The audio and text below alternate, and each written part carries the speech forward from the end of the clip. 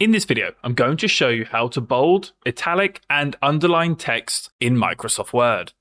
But before I do, make sure to subscribe.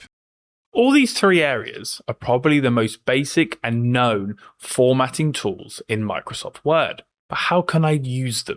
So first and foremost, let's just select all my text. I'm then going to go to where font is and click on this B. This is bold.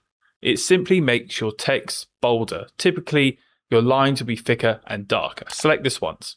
Now to italicize or make your text italic, which means slanted, I'm just going to select on the I next to bold. And then in order to underline your words, by simply putting a line under the words, you're going to use this symbol here. It looks like a U with a line under it. Select it once. Now you've applied bold, italics, and underline to your text. But if you're like me and want to do this even faster, then let's simply just undo this. And I'm going to use some keyboard shortcuts.